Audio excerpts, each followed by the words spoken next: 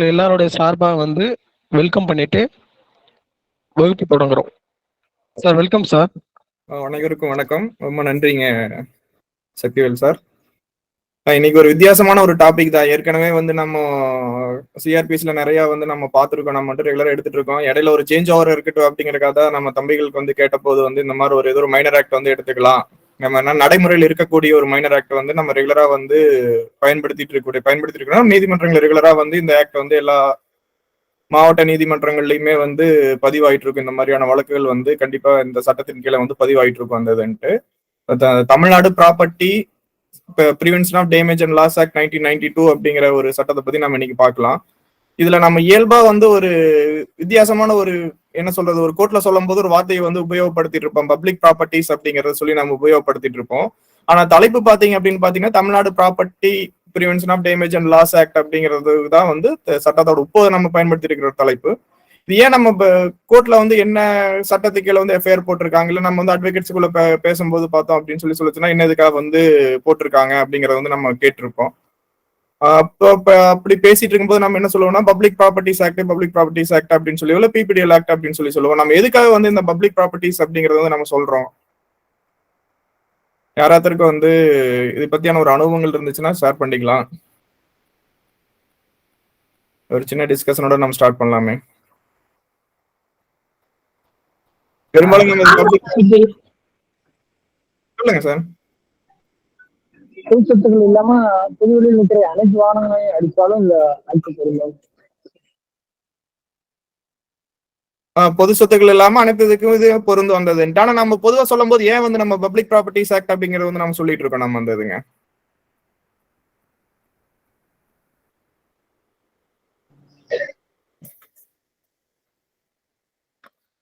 ஆரம்பத்துல பாத்தீங்கன்னா இந்த சட்டம் வந்த ஆண்டு வந்து 1992. இந்த சட்டம் வந்து தமிழ்நாடு அரசாங்கத்துல வந்து பாஸ் பண்ண இது வந்து 1992. இதே மாதிரி 1982 வந்து சென்ட்ரல் கவர்மெண்ட் ஆக்ட் வந்து இதே மாதிரி ஒரு ஆக்ட் இருக்கு அந்த இதுங்க.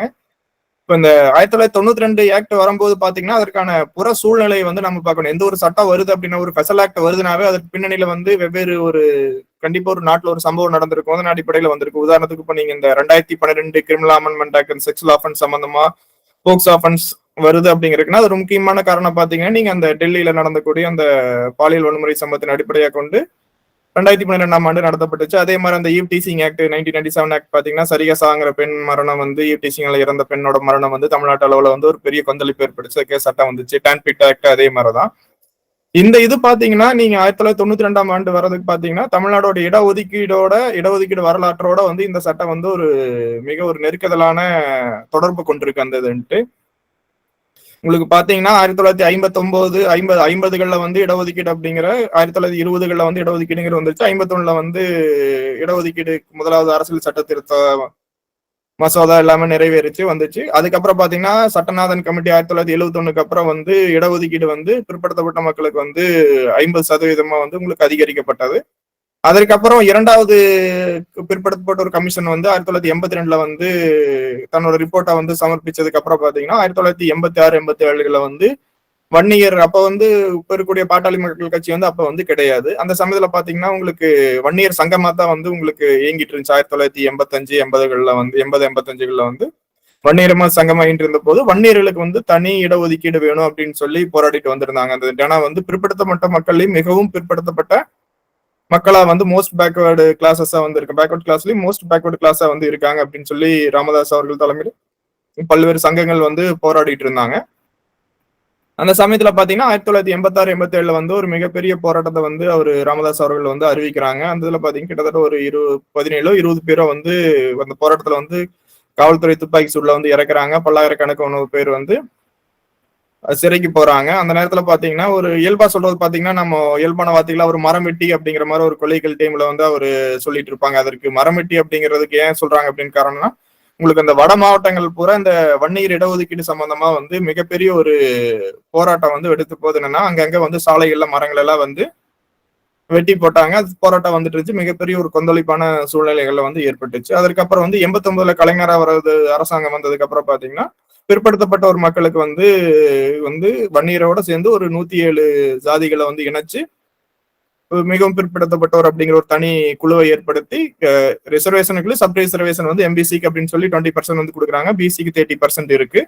இதேதான் நீங்க சமயத்துல பாத்தீங்கன்னா 1 இயர் தனி இடஒதுக்கீடு 10%, 10.5% இடஒதுக்கீடு பிரச்சனையை சுப்ரீம் கோர்ட்ல வந்து ஸ்ட்ரட் அவுட் பண்ணாங்க, அந்த ஆக்டை வந்து ஸ்ட்ரட் அவுட் பண்ணாங்க.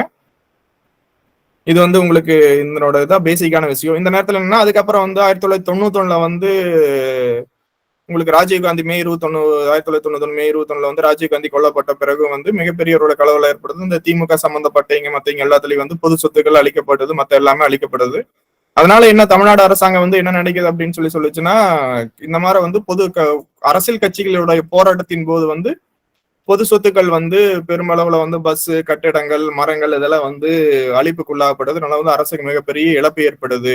ஆல்ரெடி வந்து ஐபிசில வந்து உங்களுக்கு 425 ஆரம்பிச்சு 436 வரைக்கும் 437 வரைக்குமே உங்களுக்கு எல்லா செக்ஷன்ஸுமே வந்து இருக்கு. பொது மிச்சீஃப் அப்படிங்கிறது பொது சொத்துக்கள் அழிப்பு ஏற்படுத்த போது தனித்தனியா வாய்க்காலா இருந்தா என்ன, அதே மாதிரி வந்து மைல்கல் இருக்கிற வரைக்கும் ஒரு ஸ்பெசிபிக்கான சட்ட பிரிவுகளே வந்து ஐபிசில நிறைய செக்ஷன்ஸ் வந்து 425 மிச்சீஃப்ல ஆரம்பிச்சு எல்லாம் நிறைய இருந்தாலும் இது போதுமான அளவுக்கு வந்து இருக்குல்ல. அதுல வந்து வெறும் தண்டனை கொடுப்பது மட்டும்தான் இருக்கோ இல்லையே அதற்கு சம்பந்தப்பட்டவர்கள் மீது வந்து அவர்களை வந்து நஷ்டீடு வசூலிக்கிறதுக்கு வந்து எந்த ஒரு வாய்ப்புகள் இல்லை. அதனால வந்து தனி சிறப்பு சட்டம் கொண்டு வரணுங்கிறக்காக வந்து கொண்டு வர்றாங்க. அந்த இதான் இந்த சட்டத்தோட அடிப்படை. நீங்க ஆரம்பத்துல அந்த 1992 உங்களுக்கு வரும்போது பாத்தீங்க அப்படின்னு சொல்ல இந்த சட்டத்தோட பேர் வந்து தமிழ்நாடு பப்ளிக் ப்ராப்பர்ட்டி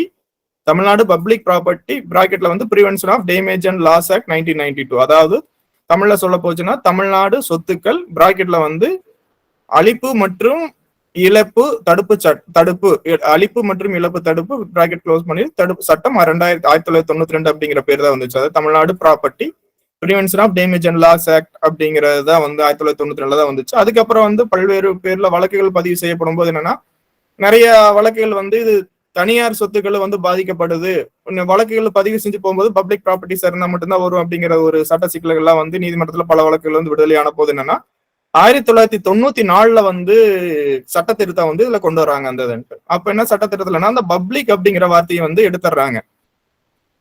அப்பதான் வந்து இப்ப இருக்கக்கூடிய பேரான வந்து தமிழ்நாடு ப்ராப்பர்ட்டிஸ், அது அரசு சொத்தா இருந்தாலும் சரி தனியாருடைய சொத்தா இருந்தாலும் சரி பாதிக்கப்படும் போது அரசியல் கட்சியினர் ஊர்வலத்தின் போது வந்து ஊர்வலத்தினோட போராட்டம் கூட்டம் இந்த மாதிரி பாதிக்கப்படும் போது அதற்கான தண்டனையும் வந்து ஐபிசியோட செக்ஷனோட இந்த செக்ஷன்லயும் வந்து போடலாம் அப்படிங்கிற தனியார் சொத்தையும் வந்து அந்த 1994 சட்ட திருத்தம் கீழே கொண்டு வராங்க. அது இருக்கிறதா இப்போ வந்து Tamil Nadu property prevention of damage and loss act அப்படிங்கிறது இருக்கு. ஆனா இப்போ நம்ம முதல்ல இந்த செஷனோட முதல்ல நம்ம பேசணும் இல்லைங்களா, அந்த பப்ளிக் ப்ராப்பர்ட்டிஸ் அப்படிங்கிறது வந்து நம்ம வந்து ஒரு கொலைக்கல் டைம் வந்து 94 சட்ட திருத்தம் வந்தாலும் நம்ம இன்னும் வந்து பயன்படுத்திட்டு இருக்கோம். நம்ம இன்னும் வந்து பல்வேறு வழக்கறிஞர்கள் வந்து நம்ம பயன்படுத்துறத வந்து நீதிமன்றத்துல வந்து பாக்குறோம். செக்ஷன் பெயில் பெட்டிஷன்லயோ இல்ல வந்து ரிட்டன் ஆர்குமெண்ட் மத்ததை போடும்போது வந்து ஆக்ட வந்து நம்ம கரெக்டா போட்டுறோம். சில இதை பாத்தீங்கன்னாலும் ஈவன் வந்து எஃப்ஐஆர்ல கூட வந்து public property prevention of damage and loss act அப்படிங்கிறத வந்து பயன்படுத்து. ஈவன் வந்து நம்ம நிறைய எஃப்ஐஆர்கள் இப்போ சமீப காலங்களில் வரக்கூடிய எஃப்ஐஆர்களோட இந்த 2017-18 நடந்த போராட்டங்கள் இல்ல 2022-23 நடந்த போராட்டங்கள் எல்லாமே பார்க்கும்போது பாத்தீங்கன்னாலும் ஈவன் வந்து அந்த அந்த சிசிடிஎன்எஸ் இருக்கு இல்லைங்களா, போலீஸ் வெப்சைட், அதுலயே பாத்தீங்கன்னாலும் இந்த ஆக்ட் நீங்க அடிச்சு பார்க்கும்போது என்னன்னா அவங்களுக்கான கொடுக்குற ஆப்ஷன் வந்து பப்ளிக் ப்ராப்பர்ட்டி அப்படிங்கிறத வந்து வச்சிருக்காங்க. அது வந்து மாற்றப்படாம தான் இருக்கு. ஆனா வந்து இதுக்கான சட்டத்திருத்தம் வந்து 1994 வந்து வந்துருச்சு. ப்ராப்பர்ட்டி அப்படிங்கிறது தனியார் சொத்துக்களா இருந்தாலும் சரி அரசு இது வந்து இந்த சட்டத்தின் கீழே கொண்டு வரலாம் அப்படிங்கிறதா வந்து கொண்டு வந்துட்டாங்க. அந்த இது வந்து இதனோட அடிப்படை. இதனோட அந்த பிரியாம்பல் அந்த அமெண்ட்மெண்ட் ஆக்ட் வந்து என்ன பாத்தீங்கன்னா டிஎன் ஆக்ட் வந்து 46 ஆஃப் 1994 அப்படிங்கிறது அமெண்ட்மெண்ட் ஆக்டுக்குள்ள இந்த பப்ளிக் அப்படிங்கிற வார்த்தையை வந்து எடுத்துட்டாங்க. அதனால உண்மையில் நீதிமன்றங்களை வந்து நம்ம வந்து பயன்படுத்த போகும்போது என்ன சட்டம் அப்படின்னு சொல்லுன்னா Tamil Nadu property prevention of damage and loss act அப்படிங்கிறது மட்டும் தான் நம்ம தெளிவா வந்து சொல்லணும். அந்த அப்ப நீங்க இந்த ஆக்டோட வந்து உங்களுக்கு அந்த statement of object and reasons பாத்துட்டீங்கன்னா அதுலயே வந்து இந்த இது எல்லாமே சொல்லியிருப்பாங்க. அந்த இந்த ஒரு பப்ளிக் ப்ராப்பர்ட்டிஸ்க்கு வந்து டேமேஜஸ் வந்து ஏற்படுது, அரசியல் கட்சிகளோட ஊர்வலம், பேரணி, கூட்டங்கள் இந்த மாதிரி உள்ள போராட்டங்கள் நடைபெறும் போது சொத்துக்களுக்கு வந்து இழப்பு இருக்குது. ஏற்கனவே இருக்கக்கூடிய சட்டமானது வந்து சென்ட்ரல் கவர்மெண்டோட அந்த 1984 சட்டத்தை வந்து போதுமானதாக இல்லை, அதனால வந்து தனி சட்டம் கொண்டு வர வேண்டும் அப்படிங்கிறத வந்து ஸ்டேட்மெண்ட் ஆஃப் ஆப்ஜெக்ட்ஸ் அண்ட் ரீசன்ஸ்ல வந்து சொல்லியிருப்பாங்க. பெரும்பாலான வகுப்புகள்ல வந்து நம்ம statement of objects and reasons வந்து பெரும்பாலும் நம்ம வந்து பயன்படுத்த மாட்டோம். ஆனா இந்த சட்டத்துல வந்து ஏன் வந்து statement of objects and reasons வந்து நான் ஸ்பெசிஃபிக்கா சொல்றேன் அப்படின்னு சொல்லுச்சுன்னா, இன்னும் வந்து இதுல ஒரு இன்னொரு விதமான சந்தேகங்கள் வந்து நீதிமன்றத்துக்கு வந்து எழுந்துட்டு இருக்கு. மாறுபட்ட தீர்ப்புகள் வந்திருக்கு. அதாவது வந்து ஸ்டேட்மெண்ட் ஆஃப் ஆப்ஜெக்ட் ரீசன்ஸ்ல வந்து அரசியல் கட்சிகளோட பேரணி கூட்டங்கள் உள்ள ஊர்வலம் அரசியல் கட்சி சம்பந்தப்பட்டு நடக்கக்கூடிய ஒரு சம்பவத்துல மட்டும்தான் வந்து இந்த ஆக்ட் வந்து இன்வோக் பண்ண முடியுமா, இல்ல வந்து ஒரு 2 தனிநபர்களுக்கு இடையே வந்து ஏற்படக்கூடிய பிரச்சனையில வந்து இந்த ஆக்ட் வந்து இன்வோக் பண்ண முடியுமா அப்படிங்கிற பிரச்சனைகள் வந்து நீதிமன்றத்தினால வந்து தீர்க்கப்படாம தான் இருக்கு அப்படிங்கறத சொல்லலாம். இப்போ ரீசெண்டா 2019 சில பேருக்கு மாற்று கருத்து இருக்கலாம். இதுல இருக்கிறது வந்து 2019 ஒரு ஜட்மெண்ட் வந்திருக்கு, 2021 ஒரு மெட்ராஸ் ஹைகோர்ட் 2 ஜட்மெண்ட் வந்திருக்கு, சாம் ஸ்டாலினும் லோகநாதன் ஜட்மெண்ட் சொல்லி 2 ஜட்மெண்ட் வந்திருக்கு. இருந்தாலும் வந்து 2009 வந்து அதே மெட்ராஸ் ஹைகோர்ட்டோட இன்னொரு ஜட்ஜ் சிங்கிள் ஜட்ஜ் 3மே சிங்கிள் ஜட்ஜ் பெஞ்ச் தான். அதுல வந்து தனியார் ஊர்வலம் இல்லாத இது தனிப்பட்ட நபர்களுக்கு இடையே நடக்கக்கூடிய பெரிய சண்டைகளை வந்து அந்த ஆக்ட் இன்வோக் பண்ணலாம்னு சொல்லியிருக்கு. இது வரைக்கும் 2 ஜட்ஜஸ் பெஞ்சுக்கு வந்து அந்த இது வந்து ரெஃபர் ஆகல. அதனால வந்து இந்த ஆக்டோட statement of object and reasons வந்து நம்மளுக்கு கண்டிப்பா வந்து முக்கியம் வந்து அதுன்ட்டு. இப்போ நீங்க இதுல வந்து மொத்தம் ஒரு 15 பிரிவுகள் வந்து இருக்கு, 15 பிரிவுகள் வந்து இருக்கு. அதுல வந்து நம்மளுக்கு குறிப்பிடத்தகுந்தது வந்து மொத்தமா ஒரு 6 பிரிவுகள் தான் வந்து நம்மளுக்கு முக்கியமானது இந்த சட்டத்தை பொறுத்த அளவுக்கு வந்து. இதுல நீங்க வழக்கமா வந்து ஃபர்ஸ்ட் இது வந்து பேரு அதாவது தமிழ்நாடு ஃபர்ஸ்ட் செக்ஷன் வந்து எப்பவுமே வந்து பேரு தான் இருக்கும். அது எப்ப வந்து கவர்னரோட அசன்ட் வருதோ அப்ப வந்து கேம் டு ஃபோர்ஸ் அப்படிங்கிற கெசட்ல வந்ததுக்கு அப்புறம் கேம் டு ஃபோர்ஸ். செக்ஷன் 2ல வந்து வழக்கமா இருக்கக்கூடிய அந்த டெஃபினிஷன்ஸ் வந்து அப்படின்னு சொல்லியிருக்காங்க. இதுல அதுல பார்க்க வேண்டியது அப்படின்னா ஸ்டேட் கவர்மெண்ட்னா என்ன அப்படின்னா ஸ்டேட் கவர்மெண்ட் அதாவது தமிழ்நாடு அரசாங்கம்.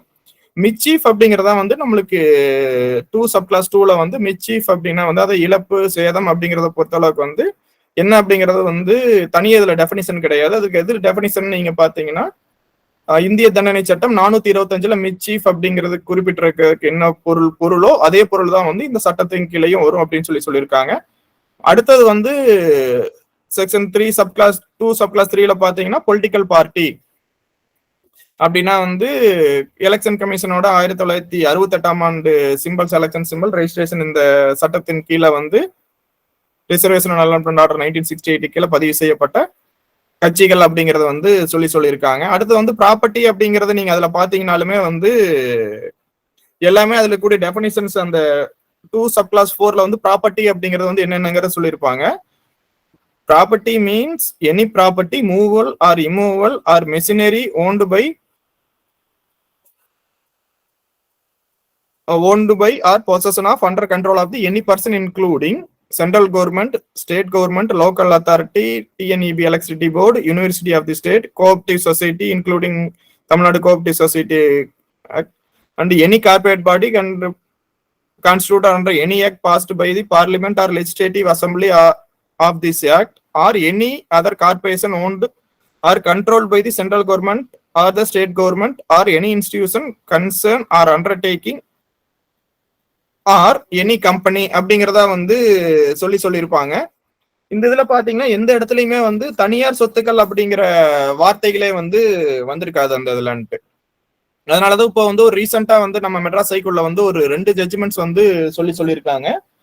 அந்த இது 2 ஜட்ஜ்மெண்ட் என்ன இதுன்னு பாத்தீங்கன்னா உங்களுக்கு 1900 ஃபர்ஸ்ட் ஜட்ஜ்மெண்ட் வந்து 2019 வந்து ரிப்போர்ட் ஆயிருக்கு. ஒன்னு வந்து Logu alias Loganathan versus state அப்படிங்கிற ஒரு ஜட்ஜ்மெண்ட். அது வந்து 2009 ஜஸ்டிஸ் சதீஷ்குமார் மெட்ராஸ் ஹைகோர்ட்ல இருக்கும்போது வந்து மதுரை பெஞ்சில் இருக்கும்போது வந்து கொடுத்திருப்பாங்க. 2வது ஜட்ஜ்மெண்ட் வந்து ரிப்போர்ட்டட் இன் வந்து 2021 3 MLJ criminal 585 page number 585 2021 3 MLJ criminal 585 சாம் ஸ்டாலின் வெர்சஸ் ஸ்டேட் அப்படிங்கிற 2 ஜட்ஜ்மெண்ட்ல சொல்லியிருப்பாங்க. இந்த 2 ஜட்ஜ்மெண்ட்டுமே வந்து என்ன இதுன்னு பாத்தீங்க அப்படின்னு சொல்லுச்சுன்னா இது வந்து இந்த சட்டத்தோட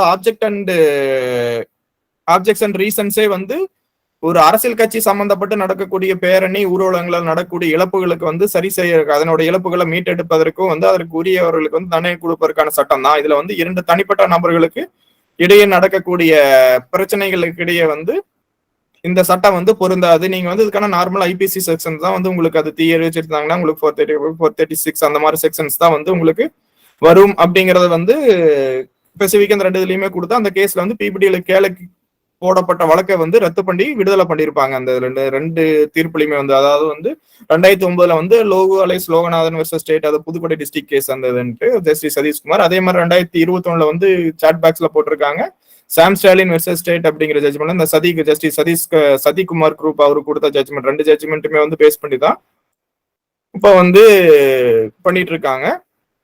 அதனால வந்து இப்ப தமிழ்நாடு என்னன்னா, இப்ப இந்த 2 தீர்ப்புகள் வந்ததுக்கு அப்புறம் வந்து தனியார் சொத்துக்கள் கிடையாது, 2 தனிநபர்களுக்கு தனியார் சொத்துக்கள் இல்லை, 2 தனிநபர்களுக்கு நடக்கக்கூடிய பிரச்சனைகளுக்கு இடையே, அதாவது வந்து ஒரு 2 பேர் வந்து பக்கத்து வீட்டு சண்டை போட்டுக்குவாங்க, ஏதோ ஒரு காரை வந்து கொளுத்திடுவாங்க, இல்லைன்னா கார் கண்ணாடி உடைச்சிருவாங்க, இல்ல பைக் அடிச்சு உடைச்சிருவாங்க. இந்த மாதிரி இதுல வந்து இது பிபிடிஎல் வருமா அப்படின்னா வராது அப்படிங்கறத இந்த 2 தீர்ப்புலையும் வந்து சொல்லியிருக்காங்க.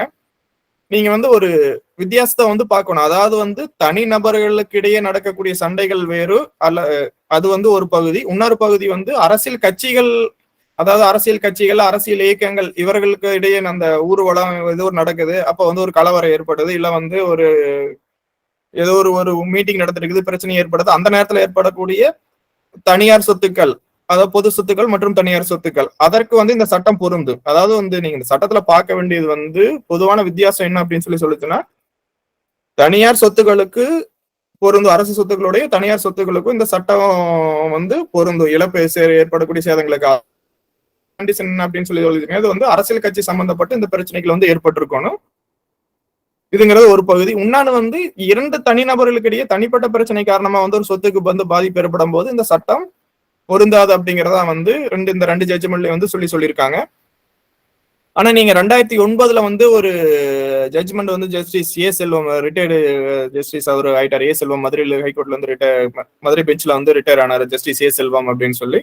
அவர் வந்து 2009 வந்து ஒரு தீர்ப்பு கொடுத்திருக்காரு. நீங்க ஒரு ஆக்ட்னு பாத்தீங்கன்னா அதோட டெஃபினிஷன் தான் பார்க்கணும், மொழியே வந்து statement of object and reasons வந்து நீங்க பார்க்க தேவையில்லை அப்படின்னு சொல்லி சுப்ரீம் கோர்ட்டோட 2-3 ஜட்ஜ்மெண்ட்ஸ் எல்லாம் வந்து கோட் பண்ணிட்டு 2009 ஆண்டு வந்து தீர்ப்பு சொல்லியிருப்பாரு. அந்த வழக்குல என்னன்னா வந்து 2 நபர்களுக்கு இடையே வந்து அதாவது 2 குரூப்புக்கு இடையில ஒரு குடித்த வந்து பிரச்சனையில வந்து 2 பேத்துக்குள்ள வந்து ஒரு சொத்து பிரச்சனையில வந்து குடித்து விட்டு வந்து பிரச்சனை ஏற்பட்டிருக்கும்.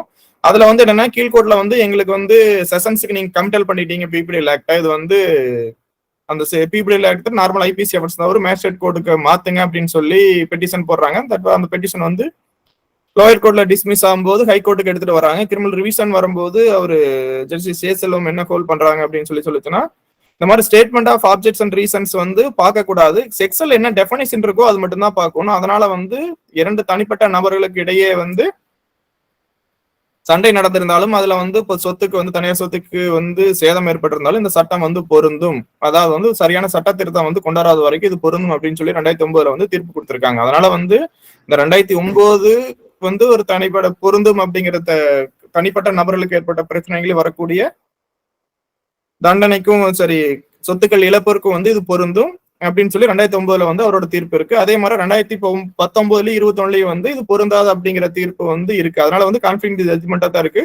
இது வரைக்கும் தமிழ்நாட்டை பொறுத்த அளவுக்கு இந்த ஆக்டை பொறுத்த அளவுக்கு இன்னும் வந்து பொருந்துமா பொருந்தாதா அப்படிங்கறது வந்து இன்னும் வந்து ஹோல்ட் ஆகல இருந்ததுன்ட்டு. நான் வந்து இது ஏன் வந்து உதாரணமா இது வந்து நான் சொல்றேன், கண்டிப்பா உங்களுக்கு தெரிஞ்சுக்கணும் அப்படிங்கறது சொல்றேன்னா, இப்போ ரீசெண்டா வந்து ஒரு 6 months பேக் வந்து பாம்பாஸ்ட் கோர்ட்ல வந்து வேற ஒரு நம்ம வழக்கு வந்து கோயம்புத்தூர் பாம்பாஸ்ட் கோர்ட்ல வேற ஒரு வழக்குக்காக நம்ம வந்து ஆஜராயிட்டு இருந்த போது இன்னொரு வழக்குல வந்து தண்டனை கொடுத்திருந்தாங்க. அப்போ வந்து அட்வொகேட்ஸுக்கு வந்து அவருக்கு அப்புறம் இருக்கிற நீதிபதி ஐயா அவர்கள் வந்து எதுக்காக தண்டனை கொடுத்தாங்க வந்து இந்த அப்பதான் வந்து அந்த லோகநாதன் ஜட்ஜ்மெண்ட்டும் சாம் ஸ்டாலின் ஜட்ஜ்மெண்ட்டும் அவரு கொடுத்து அட்வொகேட் அறிக்கை பண்ணும்போது நம்ம இருக்கோம். அதுக்கப்புறம் பார்த்தா தண்டனைன்னு வந்து அடுத்த நாள் செய்தித்தாள்ல வந்துருச்சு. இந்த மாதிரி வந்து சிங்கனூர்ல வந்து குடிப்போதில பஸ்ல கல்லெட்டு விட்டு எரிஞ்சிட்டாங்க, இது வந்து பொது பிரச்சனையே கிடையாது, தனியார் வாகனத்துக்கு தான் வந்து பாதிப்பு ஏற்படுத்திருக்கு. ஆனா வந்து இந்த வழக்குல வந்து இந்த ஜட்ஜ்மெண்ட் கொடுத்துமே ஜட்ஜ்மெண்ட் வந்து தண்டனை ஆயிடுச்சு அப்படின்னு சொல்லும் போதுதான் வந்து நம்மளுக்கு ஆச்சரியமா இருந்துச்சு. இல்லையே அந்த நீதிபதி வந்து சட்டத்தை வந்து சரியான முறையில் வந்து என்ன சட்டத்துல இருக்கோ அதை வந்து ஃபாலோ பண்ணுவாரு, தவறான தீர்ப்புகள் கொடுக்க மாட்டாருன்னு ஒரு நம்பிக்கை இருந்துச்சுன்னா அந்த ஜட்ஜ்மெண்ட் வந்து ஆன்லைன்ல எடுத்து பார்க்கும் போது தான் வந்து இந்த 2009 ஜட்ஜ்மெண்ட்டை கோட் பண்ணி ஸ்டேட்மெண்ட் ஆஃப் ஆப்ஜெக்ட் ரீசன்ஸ் வந்து நம்ம பார்க்க தேவையில்லை அப்படின்னு சொல்லி அந்த ஜஸ்டிஸ் ஏ செல்வம் கொடுத்திருந்த தீர்ப்பு அடிப்படையில வந்து வச்சிருக்காங்க. அதனால வந்து நம்ம இப்ப எல்லா பக்கமே இந்த சாம் ஸ்டாலின் 2021 ஜட்ஜ்மெண்ட்டும் 2019 லோகநாதன் ஜட்ஜ்மெண்ட்டுமே வந்து நம்ம பெரும்பான்மை எல்லாத்துக்குமே தெரிஞ்சிருக்கும், பயன்படுத்திட்டு இருக்கோம். ஆனா வந்து நம்ம அது பயன்படுத்தும் போது வந்து வெறும் ஏனோ தானே வெறும் இதுதானே தனிப்பட்ட நபர்களுக்கு இடையே தானே, அதனால வந்து இதை வச்சு நம்ம இந்த ஜட்ஜ்மெண்ட் வச்சு ஈஸியா நம்ம இந்த செக்ஷன்ல எக்யூட்டில் வாங்கிடலாம், இந்த சட்டத்தின் கீழான பிரிவு கீழே வந்து நம்ம எக்யூட்டில் வாங்கிடலாங்கிற சொல்லி ஒரு அலட்சியமா வந்து நம்ம இருந்துடக்கூடாது அப்படிங்கறக்காக தான் வந்து இந்த இது முக்கியமா நான் உங்களுக்கு அழுத்தி சொல்ல வேண்டிய சூழ்நிலை ஏற்பட்டுள்ளது. அதனால வந்து என்னன்னா இன்னும் வந்து டிசைட் ஆகல, அதாவது வந்து தனியார் தனிப்பட்ட நபர்களுக்கு ஏற்படக்கூடிய பிரச்சனைகள் வந்து சட்டம் வருமா வராதா அப்படிங்கிறது வந்து 2 தீர்ப்புகள் வந்தாலும் மாறுபட்ட தீர்ப்பு இருக்கிறத வந்து நம்ம கவனத்துல வந்து கொள்ளணும். இப்போ வந்து நம்ம எகைன் வந்து நம்ம சட்டத்தோட செக்ஷன்ஸுக்கு போனோம்னா 3 பனிஷ்மெண்ட் கிளாஸஸ் வந்து இருக்கு. இந்த சட்டத்தை பொறுத்தளவுக்கு வந்து அது நம்ம வகுப்போட ஆரம்பத்திலேயே பேசணும் இல்லைங்களா, தண்டனை கொடுப்பது மட்டுமல்லாமல் வந்து அவர்களுடைய மீது வந்து ரெக்கவரி செய்யக்கூடியதற்கான அந்த அரசியல் கட்சி யார் பொறுப்பா இருக்காங்களோ, அரசியல் இயக்கமோ அரசியல் கட்சியோ வந்து பொறுப்பா இருக்காங்க இல்லைங்களா, அவங்ககிட்ட வந்து ரெக்கவரி பண்றதுக்கான சரத்துக்குள்ள வந்து இந்த சட்டத்துல வந்து இருக்கு. ஒண்ணு வந்து இந்த சம்பவத்தில் ஈடுபட்டவர்களுக்கு நேரடியா இருக்கக்கூடிய நபர்களுக்கு தண்டனை வழங்குவது ஒரு புறம், இது கூட பின்னாடி வரக்கூடிய செக்ஷன்ல பாத்தீங்க அப்படின்னு சொல்லிச்சுன்னா அந்த கட்சியே வந்து பொறுப்பாகும், வைக்கரிஸ் லைபிலிட்டி ஆவாங்க அப்படிங்கிறதுக்கான இதுவுமே வந்து இதுல இருக்கு. அந்த நீங்க தண்டனை அப்படின்னு பாத்துட்டீங்க அப்படின்னு சொல்லிச்சுன்னா செக்ஷன் 3யும் செக்ஷன் 4 அண்ட் செக்ஷன் 5 3 வந்து தண்டனை கான பிரிவுகள். செக்ஷன் 3ல பாத்துட்டீங்க அப்படின்னு சொல்லிச்சுன்னா ரெஸ்பெக்ட் ஆஃப் ப்ராப்பர்ட்டி அப்படிங்கறது அமெண்ட்மெண்ட் வந்திருக்கும். பப்ளிக் ப்ராப்பர்ட்டிங்கிறது அந்த 94ல வந்து உங்களுக்கு நீக்கிட்டு வெறும் ப்ராப்பர்ட்டி அப்படிங்கறது மட்டும் கொண்டு வந்திருப்பாங்க அந்த இதுலன்ட்டு. அதுல நீங்க பனிஷ்மெண்ட் பாத்தீங்க அப்படின்னு சொல்லிச்சுன்னா இந்த சட்டப்பிரிவு பொறுத்த அளவுக்கு என்னன்னா நீங்க அப் டு அப்படிங்கிறது வந்து மத்த நிறைய சட்டங்கள்ல நம்ம பார்த்தோம் அப்படின்னா குறைந்தபட்ச தண்டனை வந்து குறிப்பிட்டிருக்க மாட்டாங்க. ஆனா இதுல குறிப்பிட்டிருக்கக்கூடிய 3 சட்டப்பிரிவுகளுமே வந்து குறைந்தபட்ச தண்டனை வந்து வழங்கப்பட வேண்டும் அப்படிங்கிறது வந்து இருக்கு அந்த இதுலன்ட்டு. நீங்க செக்ஷன் 3ல பாத்துட்டீங்கன்னா குறைந்தபட்ச தண்டனை வந்து 1 ஆண்டுகள் இருக்கும், அதிகபட்சம் 5 ஆண்டுகள். செக்ஷன் 4ல எடுத்துட்டீங்கன்னா குறைந்தபட்ச தண்டனை 2 ஆண்டுகள் இருக்கும். அது ஏன்னா வழக்கு ப்ரூவ் ஆயிடுச்சுன்னா ஐயா நம்ம தெரியாம பண்ணிட்டாங்க, பஸ் உடைச்சிட்டாங்க, குறைந்தபட்ச தண்டனை கொடுங்க, நம்ம இருக்கிற நாளை வச்சு கழிச்சு விடுங்கன்னு சொல்லி நம்ம வந்து வழக்கமா கேட்போம் இல்லையா, அந்த மாதிரி வந்து இதுல கேட்க முடியாது. ஆனா குறைந்தபட்ச தண்டனையே வந்து செக்ஷன் 3யை பொறுத்தளவுக்கு வந்து 1 ஆண்டுகள், அதிகபட்சம் 5 ஆண்டுகள் வரை கொடுக்க முடியும். அதே மாதிரி செக்ஷன் 4ல வந்து 2 இயர்ஸ் பனிஷ்மெண்ட் இருக்கு, மேக்சிமம் பனிஷ்மெண்ட் வந்து 10 இயர்ஸ் வரைக்கும் இருக்கு. செக்ஷன் 5ல வந்து 6 மந்த் இருக்கு, மேக்சிமம் பனிஷ்மெண்ட் வந்து 5 இயர்ஸ் வரைக்கும் இருக்கு. குறைஞ்சபட்ச தண்டனை செக்ஷன் 6 பொறுத்தளவுக்கு 6 மாசம், அதிகபட்சம் வந்து 5 ஆண்டுகள் கொடுக்கலாம்.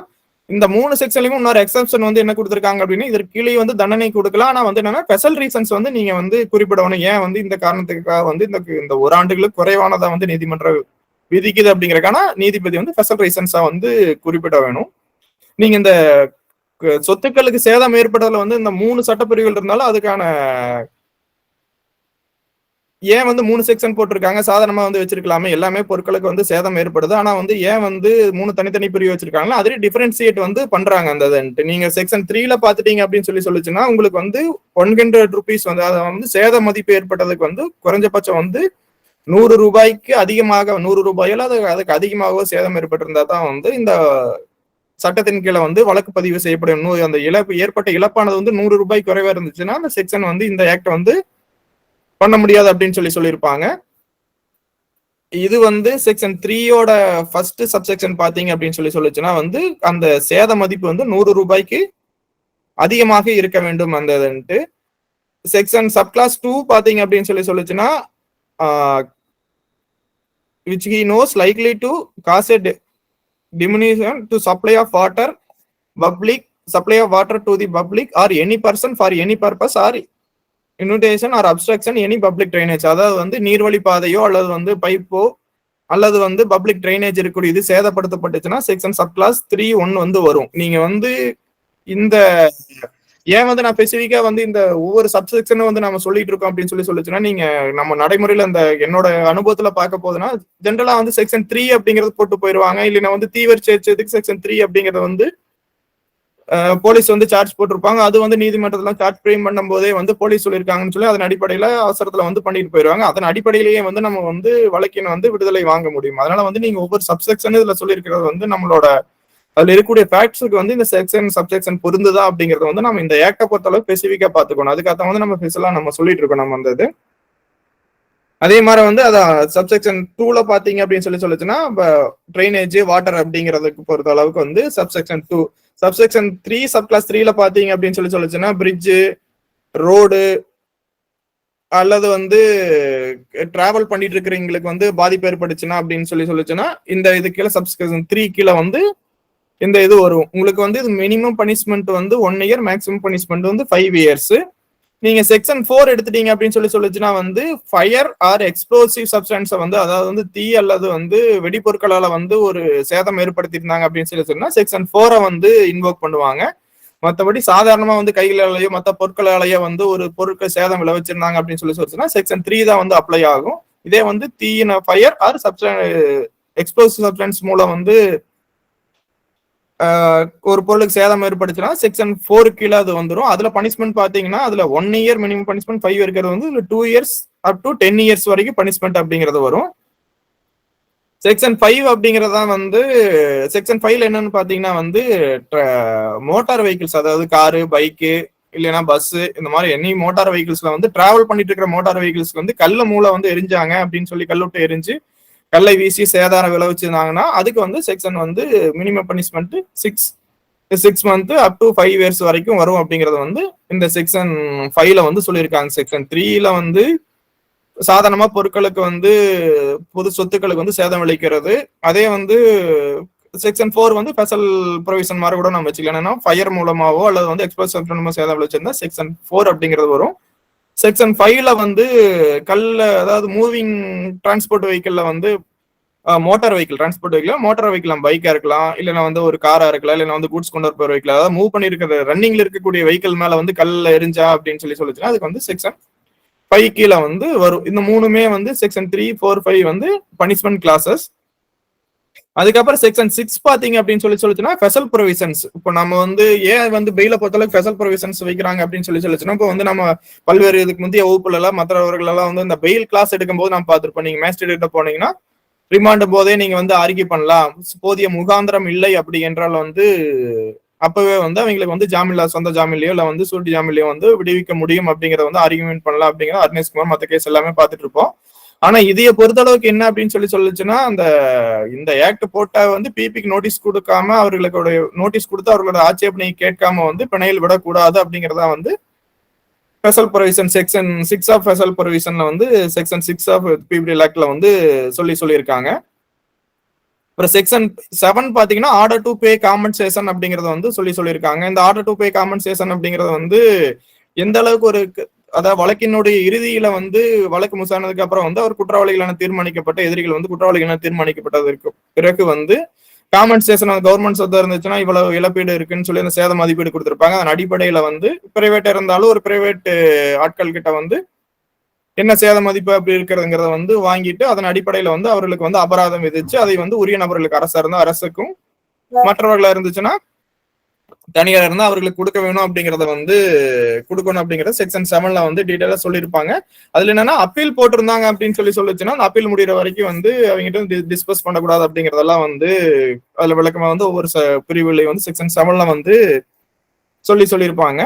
செக்ஷன் 7 வந்து எந்த கோர்ட்ல வந்து ட்ரைபல் அஃபென்ஸ், அதாவது மேஜிஸ்ட்ரேட் கோர்ட் அஃபென்ஸா அல்லது வந்து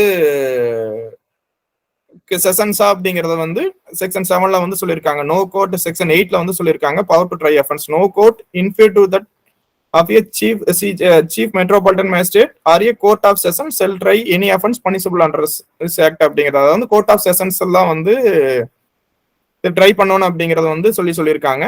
இதுல நீங்க இன்னொரு முக்கியமா ஒரு கவனிக்க வேண்டிய ஒரு என்ன அப்படின்னு சொல்லிச்சுன்னா இது வந்து பவர்ஸ் வந்து 2016 இந்த தீர்ப்புல வந்து சென்னை உயர்நீதிமன்றம் வந்து MWN ரிப்போர்ட் ஆயிருக்கு. இந்த தீர்ப்புல வந்து என்ன சொல்லியிருக்காங்கன்னா ஒன்லி PDJ மட்டும்தான் alone has power to try these offence அப்படின்னு வந்து அந்த தீர்ப்புல வந்து சொல்லியிருக்காங்க.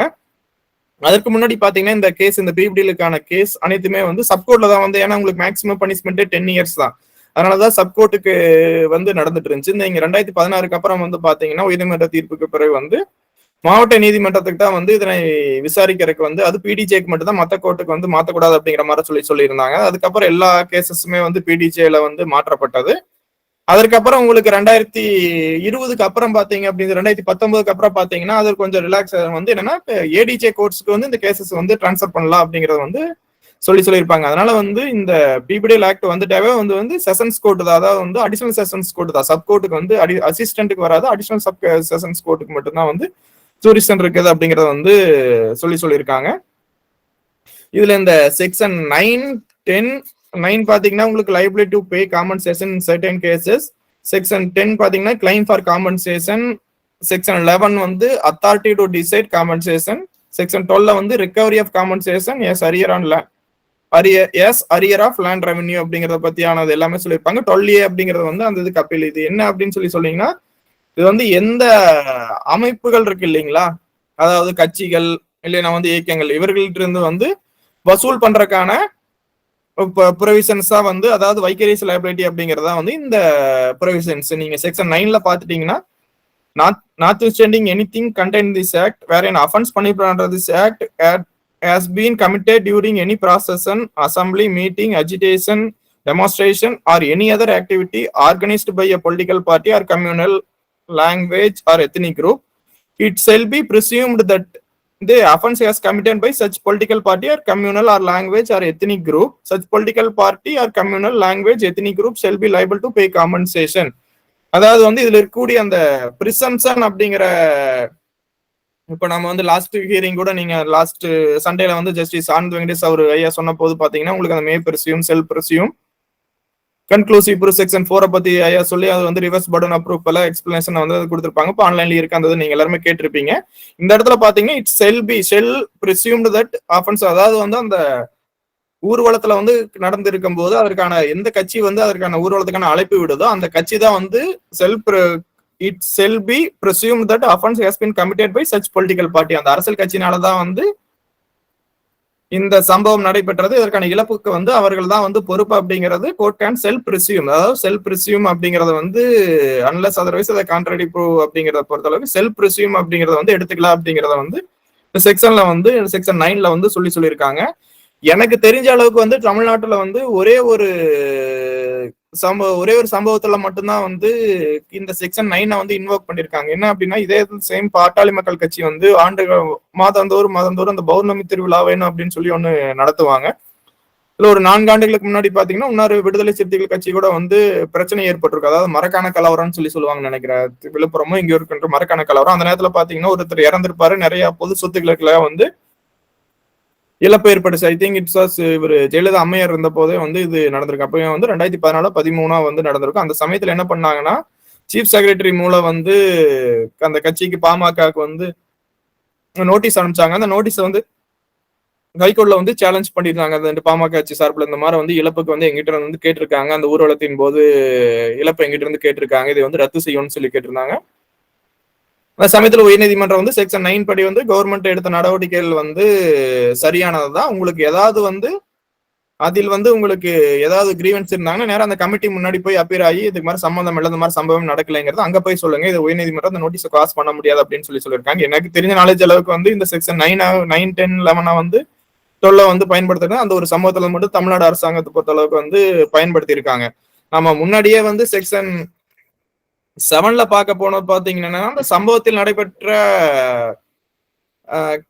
பங்கெடுத்த நபர்களுக்கு வந்து நீதிமன்றம் வந்து தண்டனை கொடுக்கும் போது, குற்றவாளி என தீர்மானித்த பிறகு முழு விசாரணை எடுத்து தண்டனை கொடுக்கும் போது வந்து காம்பன்சேஷன் கொடுக்கறது. செக்ஷன் 9ல பாத்துட்டீங்க அப்படின்னு சொல்லுச்சுன்னா வைக்கரிஸ் லைபிலிட்டி, அதாவது வந்து ஒரு ஊர்வலத்தும் போது எந்த கட்சி வந்து அந்த போராட்டத்திற்கோ மீட்டிங்கோ வந்து அழைப்பு விடுத்திருக்கோ அந்த கட்சியிடம் இருந்து வந்து ஏற்படக்கூடிய மொத்தமாக வந்து அந்த சமயத்துல வந்து யாருனால வந்து இழப்பு ஏற்பட்டிருக்கு, கட்சியில வந்து வெளியூர்ல இருந்து வந்திருப்பாங்க, ஒரு கள்ள வீசிட்டு வந்து போயிருப்பாங்க, அப்ப வந்து யாருன்னு கண்டுபிடிக்க முடியாது. அந்த மாதிரி சூழ்நிலைகளை வந்து இழப்புகள் வந்து நிறைய பேருக்கு ஏற்படும் போது வந்து இந்த வந்து செக்ஷன் 9 வந்து பயன்படுத்தலாம் அப்படிங்கறத இருக்கக்கூடிய சட்டங்கள் வந்து. ஆனா தமிழ்நாட்டுல என்ன அன்பார்ச்சுனேட்டா வந்து எந்த ஒரு அதிகமா வந்து எந்த நடவடிக்கையிலுமே எடுத்து எந்த கட்சிகளுக்கு எதிராகவே வந்து பயன்படுத்தப்படவில்லை அப்படிங்கறதுதான் வந்து உண்மை.